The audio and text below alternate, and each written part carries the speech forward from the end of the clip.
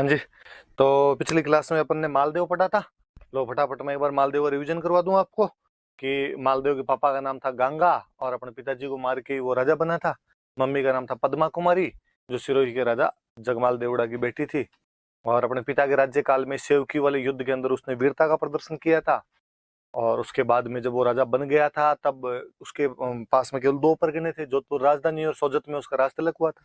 और बाद में उसने 52 युद्ध जीते और 58 परगने जीते थे। मैंने कई बताया, उसने आसपास के क्षेत्रों पर कब्जे किए। नागौर में दौलत खान को हराया था, जालोर के अंदर सिकंदर खान को हराया था, बहादुरगढ़ में उसने वीरा सिंधल को हरा दिया था, सिवाना के अंदर उसने डूंगर सिंह को हरा दिया था, जैसलमेर वाले भाटियों से उसने फलोदी छीन लिया था, मेड़ता में वीरमदेव को हराया था, बीकानेर में जेतसी को हराया था। फिर हमने उसके संबंध पढ़े थे, मेवाड़ वालों के क्या साथ क्या संबंध रहे। खानवा के युद्ध में राजकुमार की हैसियत से सांगा का साथ दिया, घायल सांगा को बैटलफील्ड से बाहर लेकर आया था। कर्मावती के टाइम में विक्रमादित्य जब राजा था तब उसने सहायता की थी गुजरात के बहादुर शाह के खिलाफ। उदय सिंह को राजा बनाने में, उदय सिंह को मावली का युद्ध जितवाने में सहायता की। लेकिन बाद में हरमाड़ा वाले युद्ध के अंदर वो हाजी खान पठान की तरफ से लड़ा था और उदय सिंह को हराता है। फिर बीकानेर वालों के साथ क्या रिलेशन थे, तो बीकानेर वालों के साथ उसने युद्ध किया था, पाहेबा का युद्ध या साहेबा का युद्ध। बीकानेर के राजा जैत सिंह को 1541 में उस युद्ध में हराया, जैत सिंह मर गया। उसका बेटा कल्याणमल जो था वो शेरशाह सूरी के पास सहायता के लिए चला गया।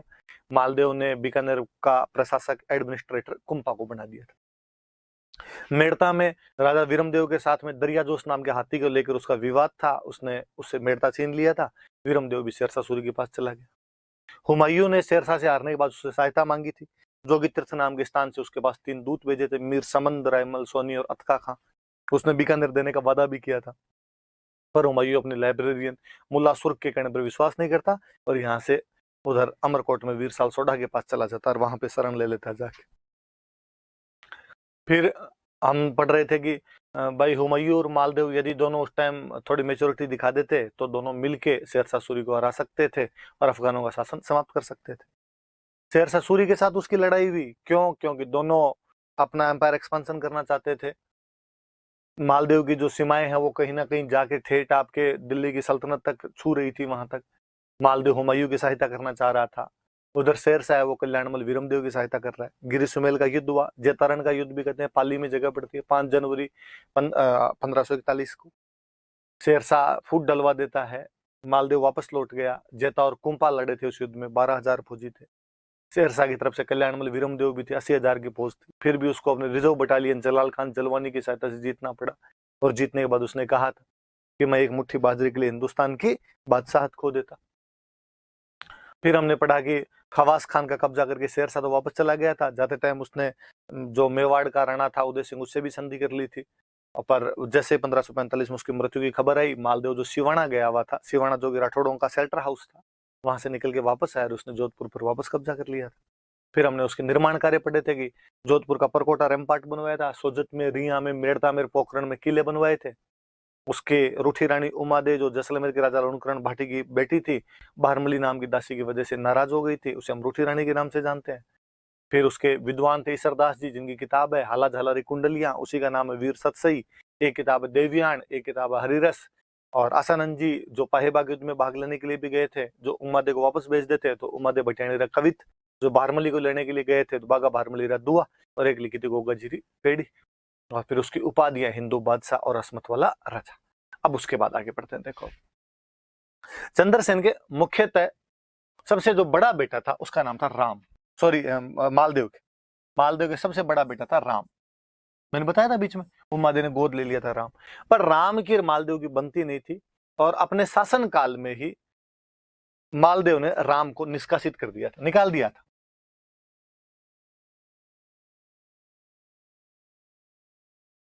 यहां से निकाल दिया था। दूसरा जो बड़ा बेटा था वो था उदय सिंह,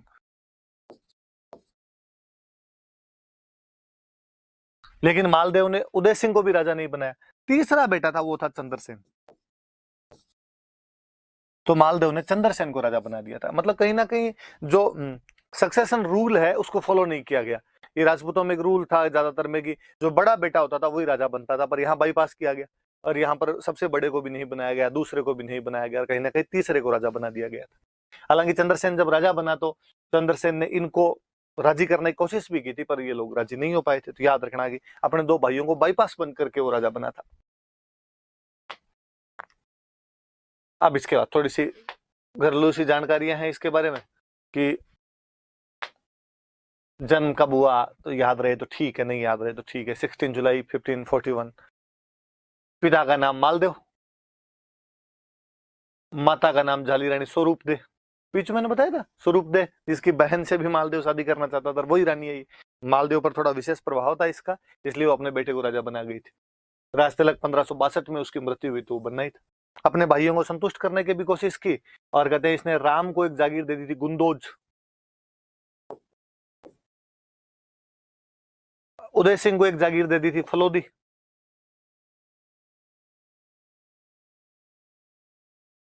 एक भाई और था रायमल, उसको एक जागीर दे दी थी शिवाना। पर भाई इन सब ने लड़ाइयां की इसके खिलाफ, चंद्रसेन और भाइयों के बीच में भी लड़ाई। एक थोड़ा अच्छा युद्ध वो याद रखना, उदय सिंह के साथ में इसका एक युद्ध हुआ था, चंद्रसेन और उदय सिंह का। उदय सिंह वर्सेस चंद्रसेन, इनके बीच में युद्ध हुआ था। जोधपुर में एक जगह पड़ती है लोहावट, तो लोहावट का युद्ध हुआ था। तो कोई पूछ ले कि चंद्रसेन ने अपने कौन से भाई के खिलाफ लोहावट का युद्ध लड़ा था, तो उदय सिंह के खिलाफ। चंद्रसेन जीत गया था, उदय सिंह को फलोदी की तरफ भगा देता है। फाइनली चंद्रसेन यहाँ पर राजा बन गया। चंद्रसेन राजा बन गया तो राम नाराज हुआ, और राम सबसे पहले अकबर के पास गया। अकबर उस समय भारत का मुगल बादशाह बना। अकबर के पास गया, अकबर को जाके कहा कि भाई मेरे पिताजी ने मुझे राजा बनाया नहीं, मेरे छोटे भाई को बना दिया, सबसे बड़ा मैं हूं, हक मेरा बनता था, आप मेरी सहायता करो। अकबर तो बैठा ही था, मौके की ताक में बैठा था। राजस्थान में घुसने का उसको भी मौका चाहिए था किसी न किसी प्रकार से, और भाइयों में आपस में फूट पड़ी हुई, इससे अच्छा तो हो ही क्या। फिर अकबर को कहीं ना कहीं ये भी दिमाग में था कि अच्छा ये जो चंद्रसेन है, इसके पिता मालदेव ने मेरे पिता हुमायूं की उस टाइम ढंग से सहायता नहीं की थी, तो लगा ये मौका सही। और उसने राम को कहा कि हाँ मैं तेरे साथ हूं। और अकबर ने अपना एक सेनापति भेजा हुसैन को लिखा कि हुसैन को लिखा तुम जाओ और जाके जोधपुर पे कब्जा कर लो। हुसैन कुली खान को राम की सहायता के लिए भेजा। हुसैन कुली खान यहाँ पर आया और उसने आके जोधपुर पर कब्जा कर लिया। चंद्रसेन को लगा यार जोधपुर पे पार पड़ेगी नहीं अपनी, तो चंद्रसेन यहाँ से जोधपुर से निकलता है और जोधपुर से निकल के चला जाता है भादराजून।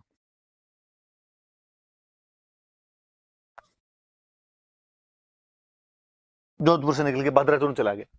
जब चंद्रसेन भादराजून रह रहा था, भादराजून अपने जालोर के अंदर एक जगह पड़ती है, अपने तो वैसे और कहते हैं भाई ये भाद्राजून की, वास्तव में ये शब्द बना हुआ है सुभद्रा और अर्जुन से। अर्जुन जो सुभद्रा भगवान कृष्ण की बहन थी, उसके साथ शादी करते हैं, तो वो सबसे पहले यहीं आए थे, तो सुभद्रा प्लस अर्जुन से सुभद्रार्जुन बना, और सुभद्रार्जुन से बाद में ये धीरे धीरे भद्रार्जुन भद्रार्जुन करता भाद्राजून हो गया।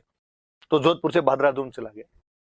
इधर अकबर अपने साम्राज्य, ये 1564 के आसपास की बातें हैं, जब हुसैन उली खान इधर कब्जा करता है, मुगलों का सेनापति। इधर इसके बाद में अकबर आपके 1569 में 1569 के अंदर अकबर रणथंभौर पे कब्जा कर लेता है, बूंदी वालों से संधि कर लेता है।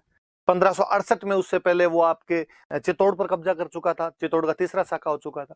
1570 में अकबर अजमेर ख्वाजा मोइनुद्दीन चिश्ती की दरगाह पे जियारत करने के लिए आया। यहाँ पे सूफी संत जो मोइनुद्दीन चिश्ती हुए हैं, उनकी दरगाह पर यहाँ पर मन्नत मांगने के लिए आया।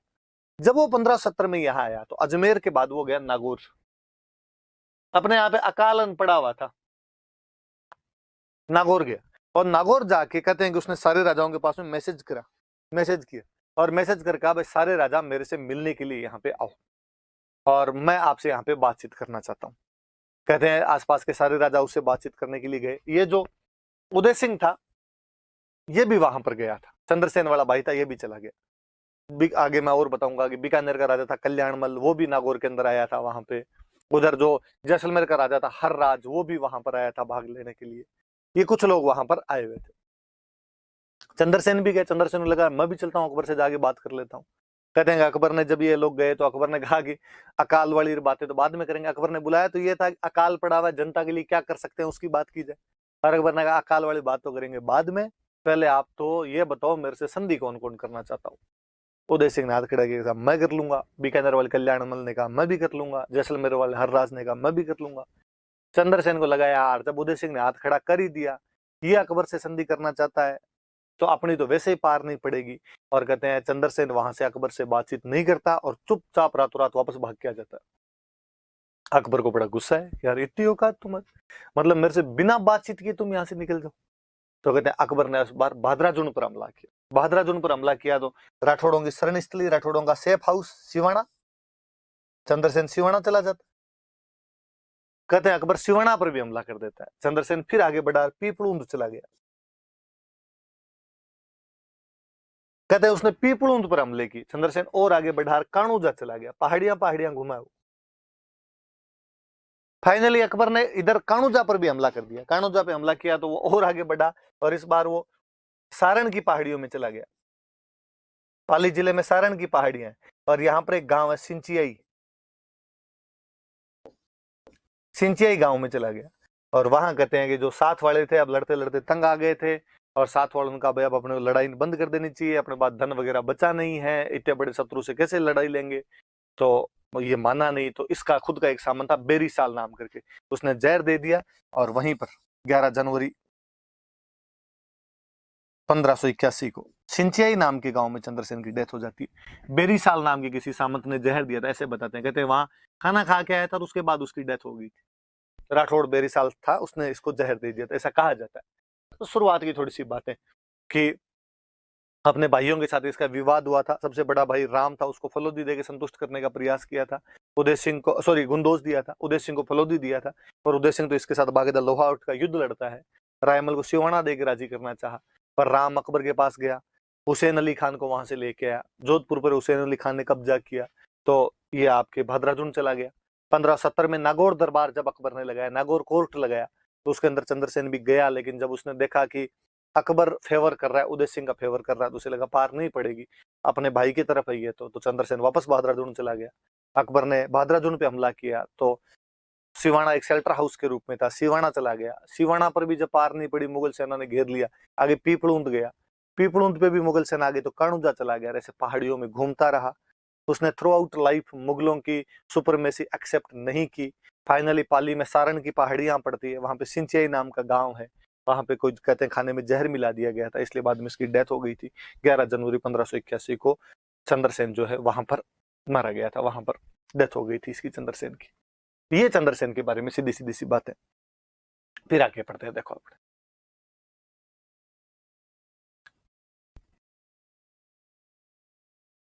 अब अपने कहते हैं कि जिस प्रकार प्रताप ने अकबर की अधीनता स्वीकार नहीं की थी, उसी प्रकार चंद्रसेन ने भी अकबर की अधीनता स्वीकार नहीं की। तो इसका मतलब प्रताप और चंद्रसेन में दोनों में कुछ ना कुछ सिमिलरिटीज है, दोनों में कुछ ना कुछ समानता है, इन दोनों को कंपेयर किया जा सकता है। तो आखिर दोनों में क्या सिमिलरिटीज है, दोनों के अंदर क्या समानताएं हैं, उनकी बात करेंगे।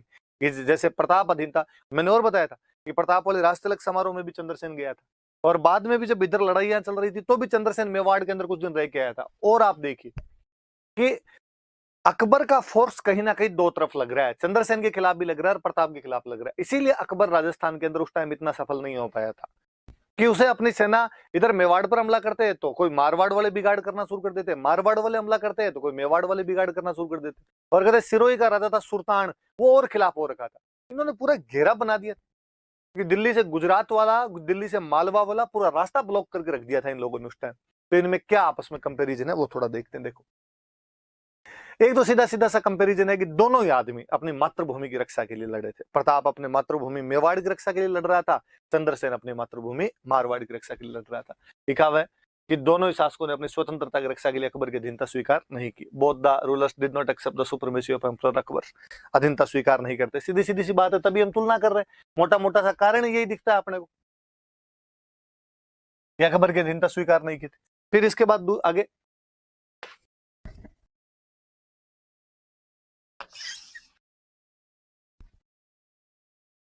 आगे वाला कारण देखा जाए तो दूसरा कारण क्या है, तो दूसरा कारण है कि दोनों ही शासकों की लड़ने का तरीका एक ही था। गुरिल्ला टैक्टिक ऑफ वारफेयर जो होती है उस तरीके से दोनों लड़ रहे थे। छापा मार युद्ध, आमने सामने की लड़ाई नहीं, डायरेक्ट वॉर नहीं, पहाड़ियों में छुपे रहना। और जब भी मुगल सेना आए, पूरी सेना पहाड़ियों में एक साथ आ नहीं सकती, जो छोटी मोटी टुकड़ियां उस पर अचानक हमला किया जाए। जैसे आज के शब्दों में बताऊं, सर्जिकल स्ट्राइक, तो ये गुरिल्ला टैक्टिक ही थी उनकी, अचानक हमले करने वाली जो साजिशें थी। तो दोनों ने एक तरीके से लड़ाई की थी। दोनों के जो भाई बंधु थे वो खिलाफ थे। अभी हमने इसमें पढ़ा, चंद्रसेन में पढ़ा कि राम खिलाफ था, उदय सिंह खिलाफ था। प्रताप के हमने पढ़ा था, मैंने बताया था कि जगमाल तो अकबर के पास चला ही गया था। शक्ति सिंह के बारे में भी कहते हैं कि वो चला गया था। आगे हम पढ़ेंगे सगर जो था वो भी उधर चला गया था। तो जैसे प्रताप के भी भाई बंधु उसके खिलाफ थे, वैसे वैसे चंद्रसेन के भी भाई बंधु उसके खिलाफ थे। तो both face stiff resistance from their brothers like Pratap from Shakti Singh and Jagmal. सगर भी लिख सकते हो आप, सगर नाम का एक भाई और था, उसने भी खिलाफती की थी, बाद में वो भी चला गया था, शुरू शुरू में साथ में था। And Chandrasen from Ram Uday Singh and Raimal, ये इसके खिलाफ हो गए थे। तो भाइयों वाला थोड़ा सा हमेशा लफड़ा ही रहा था। फिर इसके बाद दोनों पूरी जिंदगी है वो अकबर से टक्कर लेते रहे थे, दोनों ने पूरी जिंदगी अधीनता स्वीकार नहीं की थी। दोनों के, मेवाड़ के भी मैंने बताया था कि लास्ट तक चित्तौड़गढ़ और मांडलगढ़ वाले एरिया तो प्रताप जीत ही नहीं पाया था, खूब सारी जगह ऐसी थी जहां पर कब्जा कर लिया था। वैसे जोधपुर की नागौर, मेड़ता, खुद जोधपुर, सिवाना, ये खूब सारे इलाके थे, भद्रादून, जिन पर अकबर ने कब्जा कर लिया था। लेकिन थोड़ी थोड़ी जमीन के दम पर ही वो लड़ते रहे थे, तो थोड़ी भूमि और थोड़े संसाधन, लिमिटेड रिसोर्स से भी दोनों ने लड़ाई की थी। ये भी दोनों की एक जैसी चीज है। दोनों को ही अपने राज्य के बाहर शरण लेनी पड़ी थी। कहते हैं प्रताप छप्पन के मैदान में चला गया था उधर, और छप्पन के मैदान में खूब दिन तक रह के आया था। ऐसे कैसे चंद्रसेन, चंद्रसेन तो कई दिन सिरोही रहा था, उसके बाद डूंगरपुर गया था, उसके बाद बांसवाड़ा गया था। तीनों के पास, सिरोही वाला तो राजा सुल्तान ही था, सुल्तान तो खुद ही टक्कर ले रहा था उस टाइम। डूंगरपुर में राजा हुआ करते थे आसकरण, बांसवाड़ा में राजा हुआ करते थे प्रताप सिंह। इन दोनों ने भी चंद्रसेन को उस टाइम सहायता पहुंचाई थी। तो देखो ये कॉम्बिनेशन है कहीं ना कहीं अकबर के खिलाफ, इसीलिए अकबर सफल नहीं हो पा रहा है कि सारे राजा एक ही टाइम में कहीं ना कहीं अकबर की खिलाफत कर रहे हैं। सिरोही का सुल्तान है, डूंगरपुर का आस्करण है, बांसवाड़ा का प्रताप सिंह है, मेवाड़ का प्रताप है, इधर मारवाड़ का चंद्रसेन है। सबने कहीं ना कहीं एक गठबंधन के तहत काम कर रहे थे वो लोग। तो अपने राज्य के बाहर जाके इनको शरण लेनी पड़ी थी, असाइलम लेनी पड़ी थी, ये अपने आप में। तो ये समानता है बीच में इनके, देखना भाई कि दोनों मातृभूमि की रक्षा के लिए लड़े थे, दोनों ने अकबर की अधीनता स्वीकार नहीं की थी, दोनों के लड़ने का तरीका एक जैसा था, दोनों के भाई इनके खिलाफ थे, दोनों को अपने राज्य से बाहर जाके शरण लेनी पड़ी थी, दोनों के सोर्सेज बहुत लिमिटेड हुआ करते थे, थोड़ी सी जमीन इनके पास में बची थी, फिर भी टक्कर ली थी। ये तो समान था। पर किसी दो व्यक्तियों के बीच में जब कंपैरिजन करना होता है तो हमें केवल सिमिलरिटीज ही नहीं लिखनी होती है, उनके बीच में डिफरेंसेज क्या थे वो भी लिखने होते हैं। तो क्या क्या डिफरेंसेस थे वो देख लेते हैं। अब असमानता देख लेते हैं। प्रताप 1572 में राजा बनता है, और राजा बनते ही उसके एकदम क्लियर कट था कि मुझे अकबर की अधीनता स्वीकार नहीं करनी।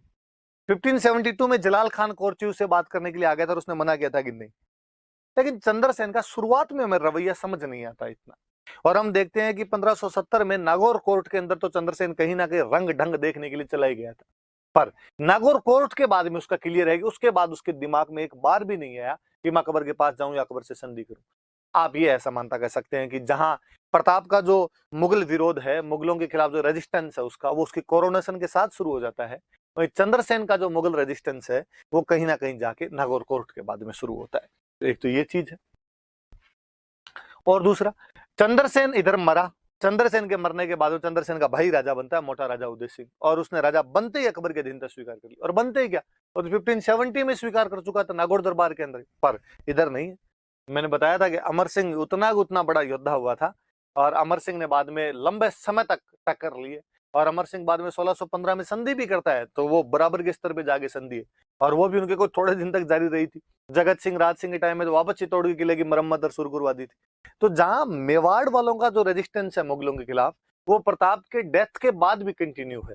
वही चंद्रसेन का जो रेजिस्टेंस था, चंद्रसेन का जो मुगलों के खिलाफ लड़ाई थी, उसकी जो मुगलों के खिलाफ टक्कर थी, वो उसकी मृत्यु के साथ ही समाप्त हो जाती है। उसके बाद में बेटे पोते भाइयों ने बाद में इस तरफ कोई ज्यादा ध्यान नहीं दिया था।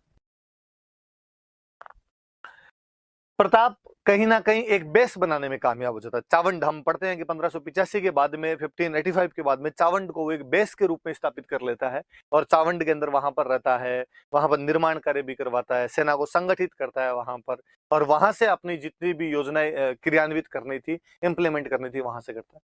चंद्रसेन कोई प्रॉपर बेस तो बना ही नहीं पाया था। आज जोधपुर, जोधपुर से भद्रादून, भद्रादून से सिवाना, सिवाड़ा से पीपलून, पीपलून से काणुजा, काणुजा सारण, सारण से सिंचियाई, वो भटकता ही रहा था, एक जगह नहीं बैठ पाया। और जब एक जगह नहीं बैठ पाया था, इसलिए शायद लोगों को इतने अच्छे तरीके से अपने साथ में नहीं जोड़ पाया था जितने अच्छे तरीके से प्रताप जोड़ने में कामयाब हो गया था।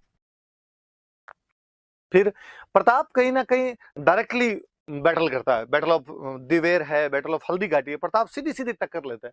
चंद्रसेन की सारी लड़ाई गुरिल्ला रहती है, हालांकि प्रताप भी गुरिल्ला वॉर ही करता है, लेकिन फिर भी आमने सामने की युद्ध है, जबकि चंद्रसेन का ऐसा सीधा सीधा आमने सामने का युद्ध हमें कोई भी दिखाई नहीं देता है। ये भी कंपेरिजन है अपने आप। फिर प्रताप के टाइम में नेशनलिज्म इतना ज्यादा हावी हो गया था, नेशनलिज्म इतना ज्यादा था कि आम जनता, कॉमन पब्लिक भी युद्ध के अंदर शामिल हो गई थी, जबकि चंद्रसेन के टाइम में कॉमन पब्लिक शामिल नहीं हो पाई थी। वहां पर भामाशाह और ताराचंद जैसे डोनर पैसे ले लेके आ रहे थे, जबकि यहाँ पर ऐसा भी हमें कोई दिखाई नहीं देता है। देखिए ये भी कहीं ना कहीं अंतर रहा कि कॉमन पब्लिक मतलब राजा का जो स्ट्रगल है वो कॉमन पब्लिक का स्ट्रगल नहीं बन पाया था, प्रताप वाले में बन गया था, चंद्रसेन वाले में नहीं बन पाया था। तो ये भी इन दोनों के बीच में कहीं ना कहीं एक असमानता है।